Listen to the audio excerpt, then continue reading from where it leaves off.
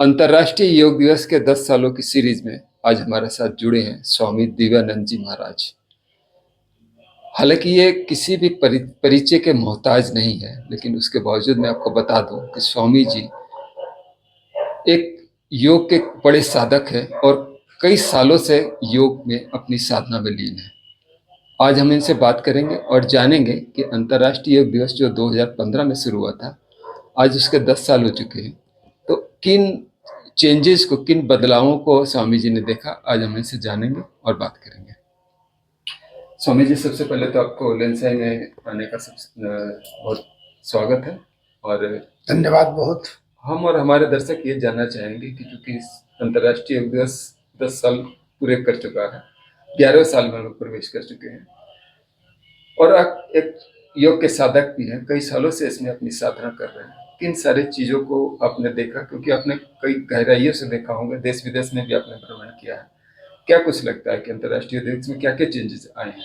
सबसे पहले तो जगदीश जी, आपको, लेंसाई के पूरे टीम को और आप सभी दर्शकों को मैं योग प्रणाम करता हूं और बहुत बहुत शुभकामना योग दिवस के लिए भी, क्योंकि योग दिवस भारत ने एक ऐसा प्रसाद पूरे विश्व को दिया है। हम तो भारत विश्व गुरु हैं, तो पूरे विश्व को वर्षों से, ऋषि मुनियों के समय से तो ऋषियों की धरती है, मुनियों की धरती है, ये तो तपस्वियों की भूमि है। तो इस स्थान पर भारत जो भी पूरे विश्व को देता रहा, इसलिए भारत में विश्व गुरु के नाम से जाने जाते रहे। वो पद हमें मिला है भारतवर्ष को। और एक नई चीज पिछले 10 वर्षों से जब हम योग की बात करते हैं, तो जैसा आपने बताया कि मैं 50 साल से ऊपर मैं योग की साधना कर रहा हूँ। 50 साल की यात्रा में मैं देखता हूँ, पहले अगर कोई कहा जाए तो योग का यह भी बहुत ज्यादा नहीं जानते थे।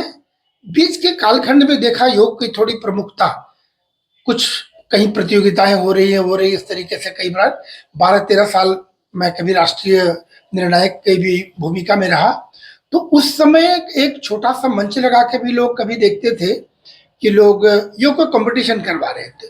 बड़ी खुशी होती थी और अच्छी बात है। मैं अभी भी उनको साधुवाद दूं कि उस समय उतने गुम समय में योग को जागृत रखने की चेष्टा की। बहुत वर्षों से योगा कल्चर एसोसिएशन मैंने बनाया था। मैं समझता हूँ लगभग ये समय 1900 लगभग 78-79 की बात है। मैं उस समय बनाया था और उस समय भी योग को देखा। उस समय के योग को आज से 50 साल पहले, 40 साल पहले, 30 साल पहले और फिर 20 साल की बात भी करेंगे, तो एक स्नेह निश्चित रूप से थोड़ा बढ़ता गया। लोग समझते गए। फिर टीवी आए तो लोग टीवी में समझे। पहले किताबों में पढ़ के जिनकी रुचि होती थी वो देखते थे। लेकिन एक बात मैं बहुत साधुवाद देना चाहूँगा, बहुत मैं हमारे माननीय प्रधानमंत्री जी को, मोदी जी को, मैं उनका तो प्रशंसा करना बाध्यता है कि एक बार क्या उन्होंने 21 जून को एक डेट उन्होंने रख दिया कि योग दिवस के नाम से जाना जाए। ये कहने की देरी, आज तो 10वें साल पे हम 11वें में प्रवेश कर रहे हैं। जैसा आपने कहा, भी पहला 1-2 साल तो लोग को समझने में लगा, थोड़ी क्रिटिसाइज भी, लोग समझे भी, कुछ प्रशंसा भी किए, कुछ विरोध भी हुआ, कुछ समझ में नहीं आई।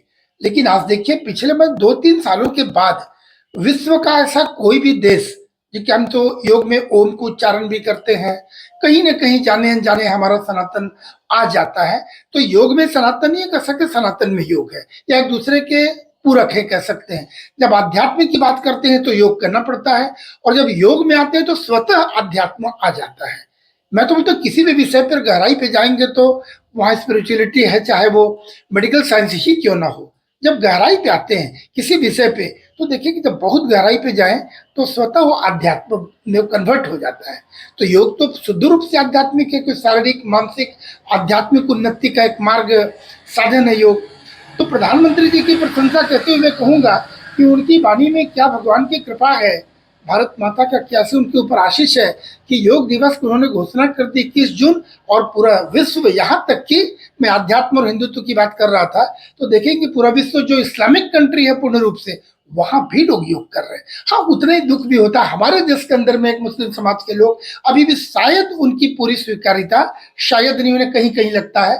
मैं कहीं डिबेट में भी बैठा, टीवी डिबेट, लोग कहते हैं ओम बोलना पड़ता है।